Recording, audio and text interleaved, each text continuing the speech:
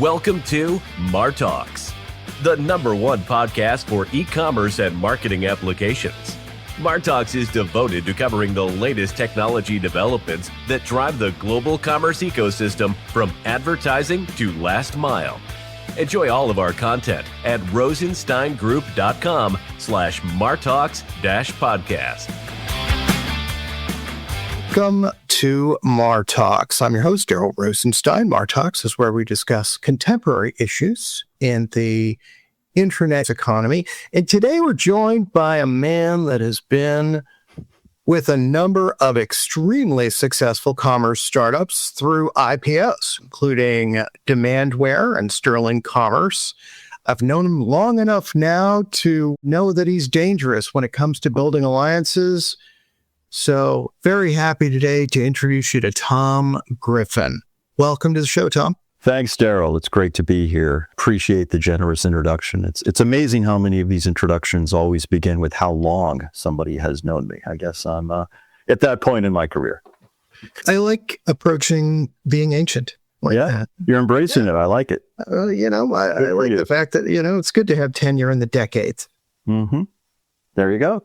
Well, Tom, the reason I begged and pleaded with you to join me here online is because you did perhaps the best job that I have ever seen any head of alliances do in getting folks lined up to assist Demandware in helping your clients be more successful. You certainly did a great job with Sterling and Yantra as well. I don't want to degrade that, but I want to unpack whatever lessons we can, first and foremost, for all of these alliances folks and startup founders out there who are gnashing their teeth. How do I build alliances?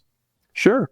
Great topic. Love talking about it. And it's been part of my career, both before those organizations and after. Even in my current company, Passport, we have a really phenomenal partner ecosystem, in particular with the 3PL or third-party logistics industry. And they're incredibly important partners of ours and actually responsible for a lot of our customer acquisition. So, it's, I think, something that's always been part of organizations that I've been attracted to, whether I've been responsible for running that function directly or just currently in a role where I'm running the go-to-market, but a lot of our go-to-market is through and with partners.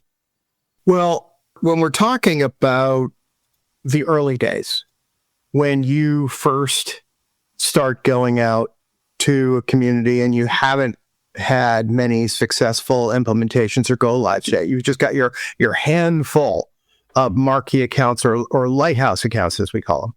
What's a guy in your seat do?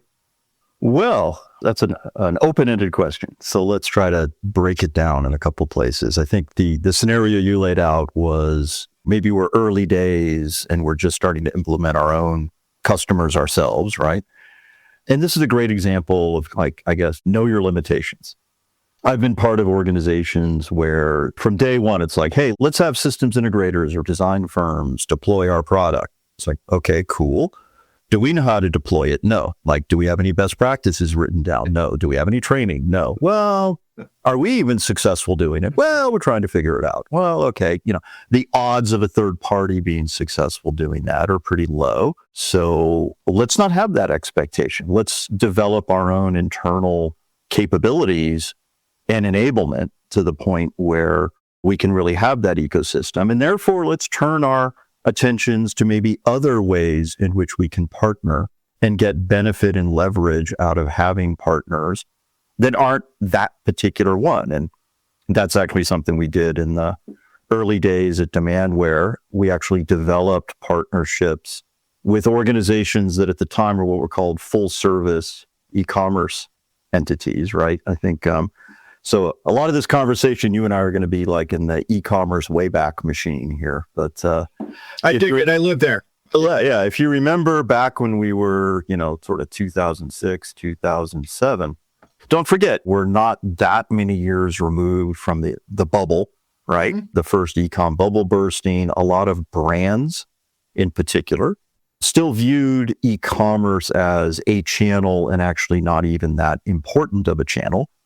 They were very concerned about channel conflict with their retail distribution. They were wholesalers fundamentally as companies. So not only were they worried about channel conflict, they didn't have the internal capabilities to engage in a consumer and ship an individual unit to them. So there was this whole ecosystem of full service providers who provided logistics, call center, order management, fulfillment, returns management, and we became the e-com platform inside those offerings. And it was a way to get tremendous leverage out of a partner ecosystem.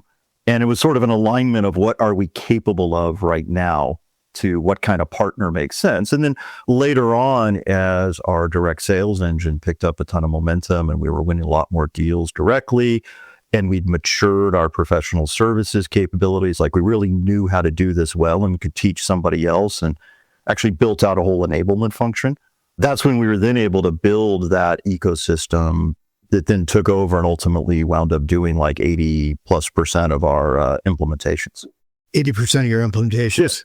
That's fantastic. That's a great number. Yeah. What percent of what do you think in the latter days before the Salesforce acquisition was the percentage of sales that were achieved through partners? I think in terms of the percent, and these are round numbers, right? In the terms of percent of the implementations that were primed by partners, it was north of 80%, somewhere between 80 to 90. And then we also got certain percent, probably 20, 30% of our deals, were sourced by leads or introductions from our partner ecosystem. Right? Outstanding. Yeah. And these are substantial deals. These are $1 million plus deals. Some of them certainly were. I think the average was a little bit less than that. But don't forget, for a SaaS solution to have an average ACV that's, multiple six figures is, significant, right? It's certainly above the averages for enterprise SaaS solutions. Indeed. Well, you have to actually be good at standing up your solution with your own professional services team before you can even approach a partner to say, hey, would you implement our solutions for us? That's kind of lesson one, correct? Well, yes. And that may be from the sort of collection of obvious things, right? Yeah. I think the point more is that take a moment, self-assess, right? There's a lot of different types of partners and different ways you can get leverage out of partners. And particularly like you were asking in the early days, figure out what you're capable of, where you're going to get leverage, and then align kind of the right types of organizations to the realistic kind of right needs for you as an entity, right? Don't expect you can partner with everybody for everything.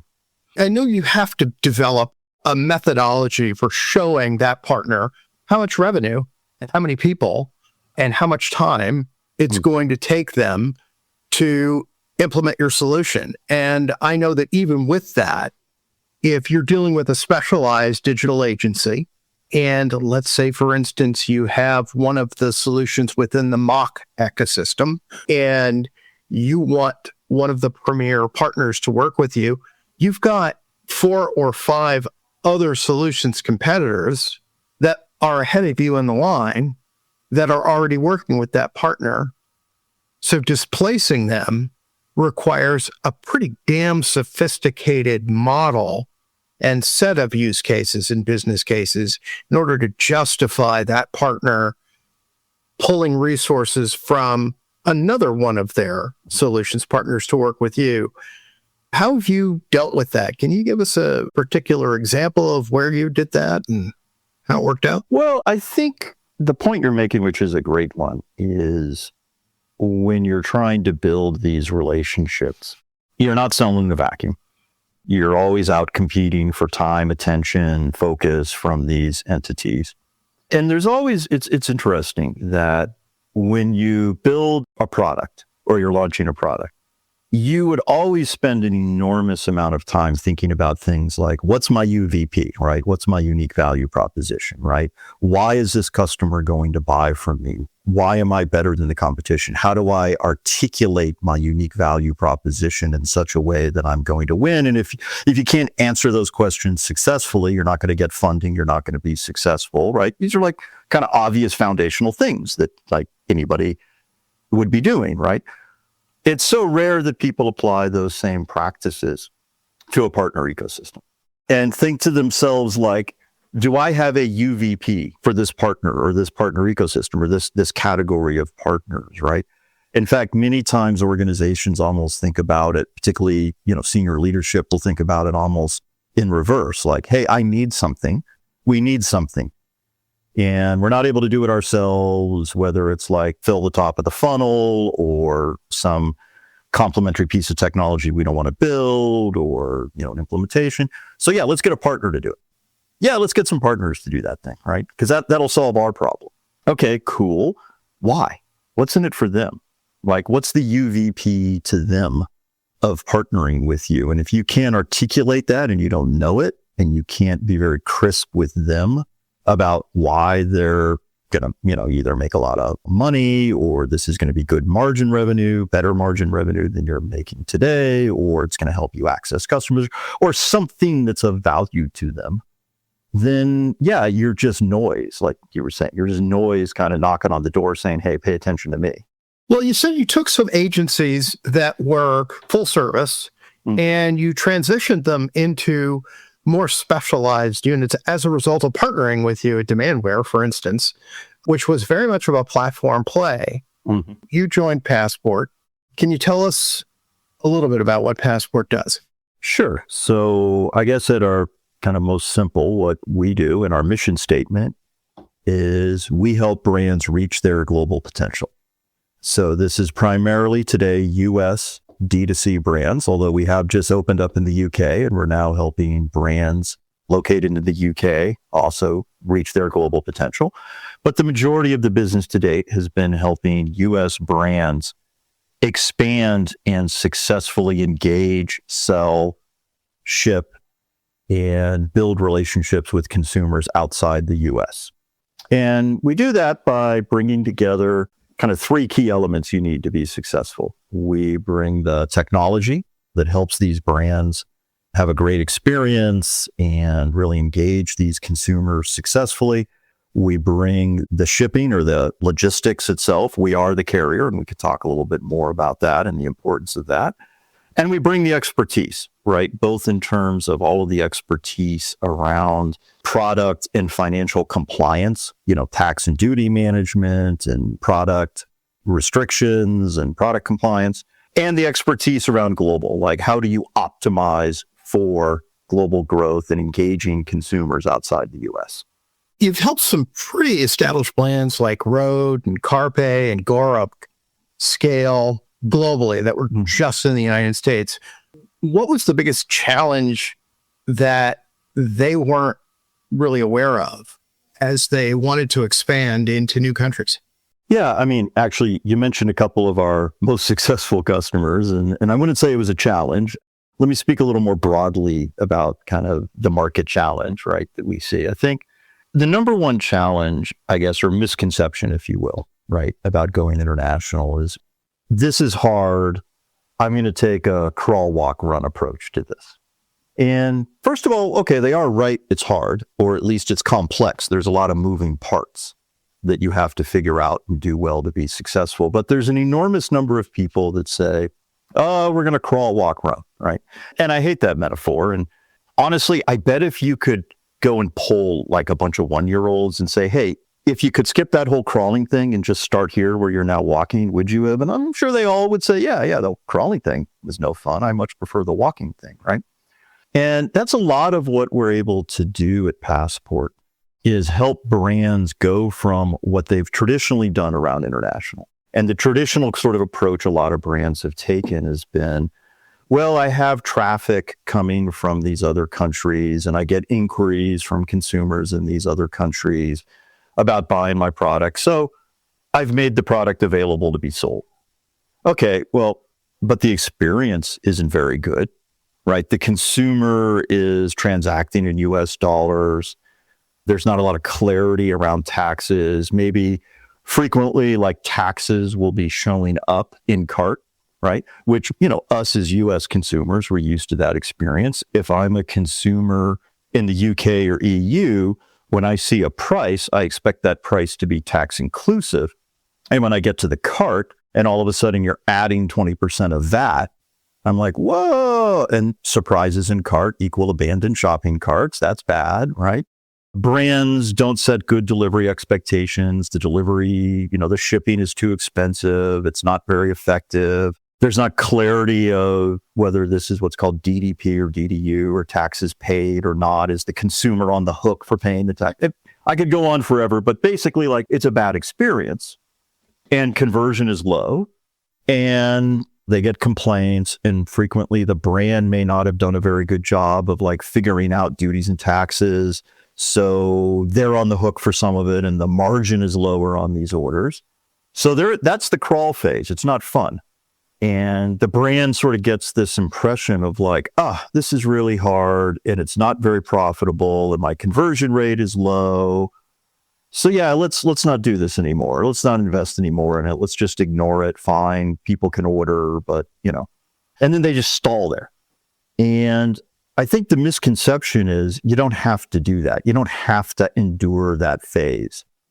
What we can do at Passport, as an example, is we can start you in the walk phase, if you will, in that metaphor, right? We can set you up with a good international experience. It's local currency, tax inclusive pricing, other optimizations to drive higher conversion, complete clarity around duty and tax, cost-effective shipping, clarity on delivery timelines, good shipping experience. And for the brand, we can put you in a position where you're profitable. And when you add in the fact that actually the advertising costs are lower in these countries, like your Meta Google costs for the same amount of traffic acquisition could be 30% lower, maybe you're more profitable. That's a misconception. And I think getting through that process and convincing people that, hey, this doesn't have to be painful or difficult. You can actually start at this much more productive, profitable place. Let us help you get there, is probably the most common misconception. Why did you decide to also be a carrier? Well, the shipping and logistics are a critically important part of the customer experience. Amazon knows this, right? So your ability to make a delivery promise, fulfill a delivery promise, provide great tracking throughout the experience is even more important with international than a domestic shipment. And our ability to both ensure that quality and have control over it versus sort of outsource it to a third party or white label some third party, we believed, and I think we've shown is critical to having a complete solution for a customer and their ability to engage with us and know that we're accountable for everything. And that control also helps us optimize our network continuously. So as an example, last year there was a Canada Post strike. But fine, we'll just reroute around Canada Post and use some of our other last mile carriers to the customer. They don't have to think about this. But because we control the network, we're able to do that. So when you've got a situation today where right now, it's impacting importers, where particularly the de minimis shipments, there's now being subject to taxation. There's going to be reciprocity enacted in many EU and global destinations. How are you managing that? So, yeah, great point. Obviously very topical. We're now 48 hours into the end, I guess, of the end of the U.S. de minimis. I believe the EU has already announced their intention to do away with the de minimis, but I think it's for 2028. It's a couple of years out. Haven't heard what the UK is going to do, but I think to your point, it's entirely possible that we're going to be moving over the next couple of years into a world with lower or eliminated de minimises, which obviously has impact on cross-border shipping. The good news is, at least from a Passport perspective, is we had already started with an offering for our customers to help them move inventory out of the US into these other countries and set up fulfillment in these other countries. Because if your product has a fair amount of margin in the good, and you're going to be exposed now to duties, regardless of whether you were above or below the de minimis, then you're much better off economically bringing inventory into a fulfillment location into one of these countries, whether it's into the US, which a lot of people are looking at right now, or ultimately maybe into the UK, EU, or some of these other countries or regions. paying your duties on your COGS or your cost of goods, right, which is a fraction of your retail or purchase price if you've got good margin in your product, which a lot of D2C brands do. And that's going to be a material difference for you. So we launched earlier this year what we call our in-country enablement offerings that are all about helping brands set up fulfillment and inventory locations outside the U.S. to serve these markets. And there's a whole lot of financial benefits for them. Obviously, the reduced duties costs, but also, faster shipping, lower cost shipping when that's a domestic or nearby shipping solution. Are you actually providing the warehousing facilities themselves or the fulfillment systems? We partner for those things. We have a partner ecosystem. We're not in the business of running warehouses. So we have great partners there, and we'll help our customers select and get up and running in our partner facilities. But we'll manage the entire process for them, including being their importer of record and potentially their merchant of record as well. And what that allows a brand to do is to take advantage of being in country without having to set up an entity in that country and expose yourself to tax nexus in those countries.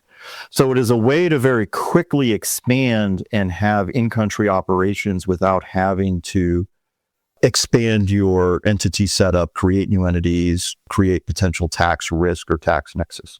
I mean, we've got a pretty comprehensive set of enablements that you provide any brand that's looking to go international, from, the actual technology to localize that experience, to the cart processing being appropriate, the appropriate taxes being collected, the appropriate reporting being collected, the ability to sell internationally without having to set up operations in another country. I mean, that's kind of taken out all the roadblocks I can think. Well, we're trying to live up to that mission statement I mentioned, which is to help a brand reach their global potential. And if you go back maybe a year and a half ago, what we were seeing was we had helped a number of brands be so successful with international through cross-border shipping that they just made the decision themselves of, hey, I'm going to start putting inventory in these countries because I built, a really big market now in some of these key regions. And for us, that was great, but ultimately they were kind of leaving us for those countries, right? And they would say, hey, thank you for helping me be so successful. I'm now going to stop cross-border shipping into these countries and set up inventory. And we realized that to really fulfill that mission statement of reaching your global potential, we had to help them with that next step, which was when you've sort of been so successful with maybe a cross-border shipping strategy, then you want to take advantage of in-country. And that's only accelerated now with the new tariff and duty environment. That's just accelerated what was already there in terms of once you reach a certain scale, it just made sense. And then there's obviously some product categories like cookware. We work with some cookware brands where they just started by locating their inventory in countries because it's a big box and it just makes sense to fulfill locally.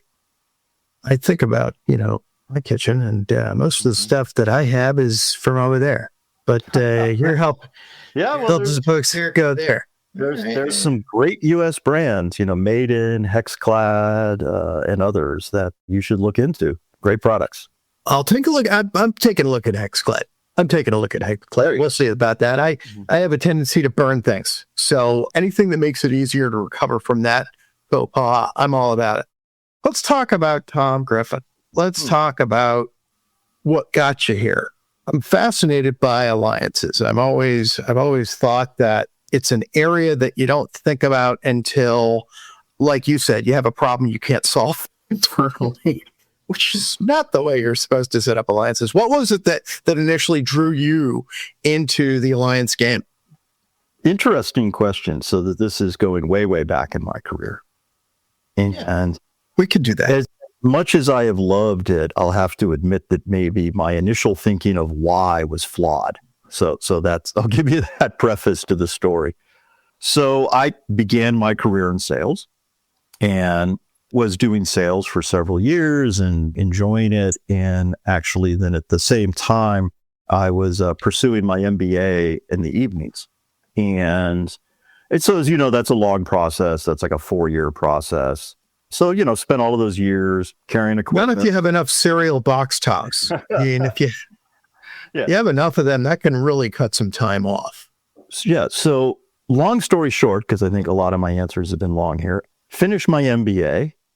And I have this thought, which admittedly, I think in retrospect was a completely errant thought, which was, well, now I have an MBA. I need to do something more strategic than being a salesperson. Complete underappreciation for the importance of sales in a B2B organization. But so the company I was with offered me a role that had a kind of a strong alliances. And there's a couple of other things in there. And what I've always liked to do is alliances, but also kind of new market development and other things. I've always, in my roles, what I've liked to do is, yes, I'll build and manage the alliance and channel ecosystems, but there's also other things, whether it's like international expansion or new verticals that direct sales just aren't good at. So let me do those things. And that was what this initial role was about. And that just sort of set me on this path. Where'd you grow up? Florida. Florida. Where in Florida? Mostly the Tampa, St. Pete area. For those who know me, they know that I am still a lifelong Tampa Bay Bucks fan. And yeah, despite living in New England for 30-something years, but I'm more of a bandwagon Pats fan. Yeah, it's pretty easy to be a bandwagon Pats fan. I mean, Tom and Bill did some great work. And those, I remember when Grogan was on his butt in the Super Bowl, and I was thinking, it can't get worse than this. And it didn't. It got a lot better. I got spoiled. And then Tom comes down to Tampa Bay. It's like, of course. Wasn't that, I hate to do this to the host, but wasn't that Tony Eason or something? Wasn't that his name? The guy in 85 got just annihilated by the Bears. It was Tony in the first half. Yeah. In the second half, it was Steve. God, I didn't even watch the second half. They campaigned it. It was a campaign.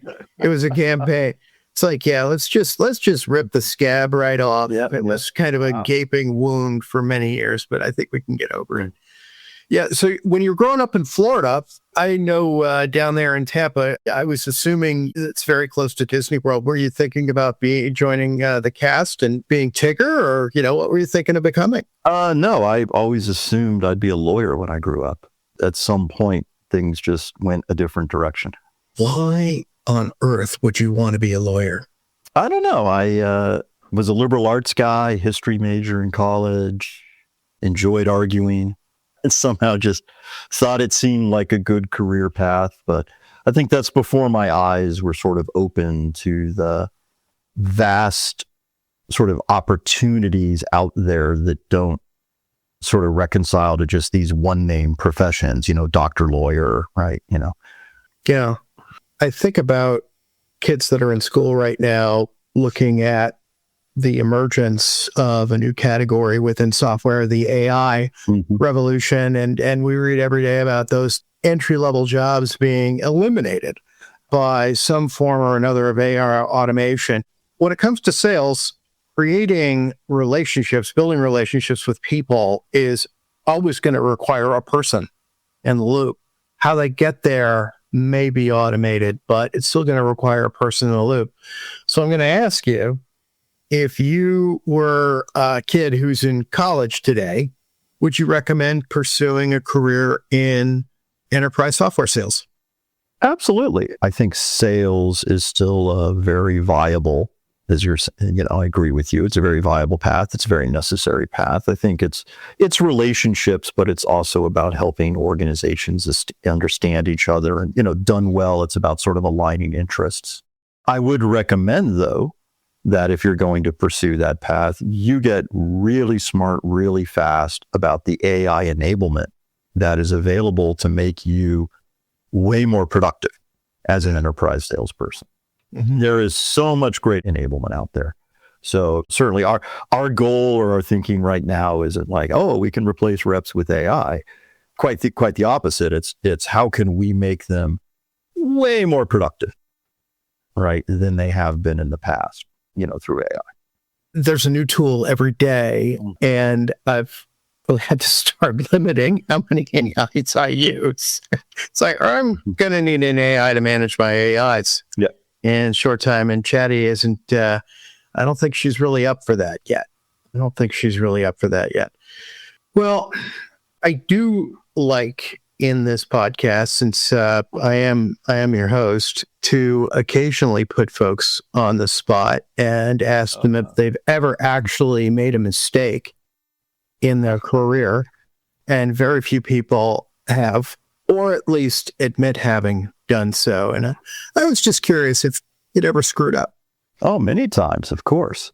I read a quote the other day that I loved, and I'm not going to get this right, so I'm going to misquote, right? But it was Roger Federer, I think. And he was asking the question, like, what percent of points do you think I won, like, over the course of my career? And I forget the exact number, but it was something like 53% or like 55% or something. So, like, one of the all-time greats lost more than 40-something% of the points that he played, right? And so, of course, massive mistakes have been made. And so many, hard to count, hard to think of just one.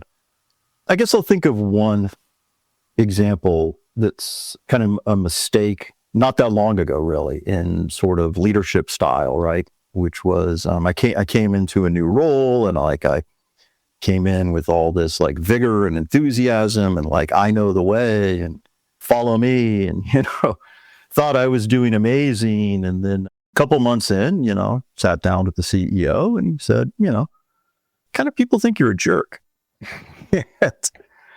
Fortunately, he was a great leader, and I'm always willing to learn. So spent some time working on that, actually got a coach, leadership coach, and worked on my style. And I think I'm hopefully much better at that than I used to be due to that work, right? Better listener, a leader that doesn't think leading is about giving direction. It's about sort of helping other people be successful, and how do we get there?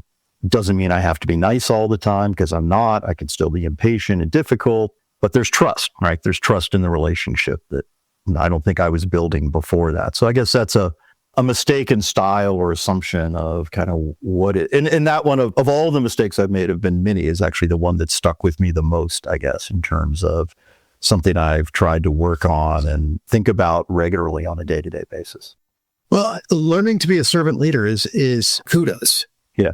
I'm not sure I'm there yet. Maybe I'm in transition from jerk leader to servant leader, somewhere on the continuum, right? I'm sure if you polled my current team, I'm not sure I'd score 10 out of 10 on servant leader, but hopefully I'm not at the jerk leader side anymore. I'm growing. It's a journey. The comment box has not been overflowing as much as it was in the beginning. Exactly. That's progress. That's progress. When they don't look askance at you when you walk into the meetings anymore. That's progress. Appearance, yeah. Yeah, that's always an improvement. But you touched on something fundamental in leadership, which is you have to. Your role as a leader is to enable. That's what leadership is. It's enablement. It's not, I've got all the answers and this is where to go.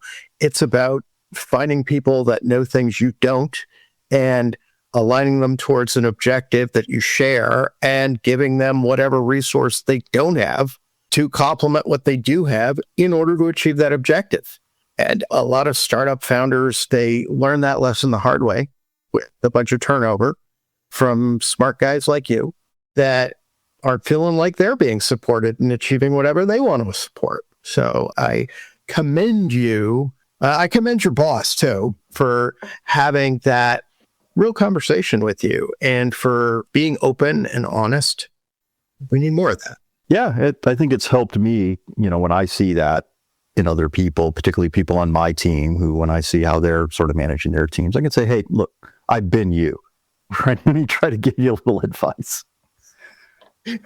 And now they're like, wow, you actually made some improvements. So I'm listening. Well, is there anything that you would like to leave us with today, Tom? It was great to reconnect with you. It's wonderful working with you over the years. Hopefully we will continue to do so. And thank you for inviting me to this forum. And thanks for putting me in the Wayback Machine and reminiscing about times old and times current. Sure. If you've enjoyed the conversation and you want to talk more, whether it's alliances, international commerce, cross-border, I'm on LinkedIn. I can be found. Feel free to reach out. How do people find you other than LinkedIn? Tom.Griffin@passportglobal.com.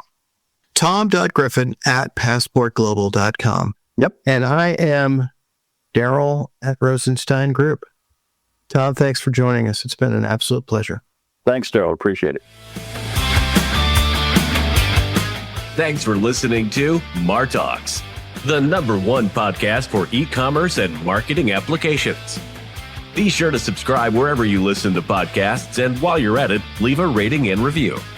To find out more about how the Rosenstein Group can help you find the right leaders for your client development teams in MarTech and e-commerce, please visit our website at rosensteingroup.com.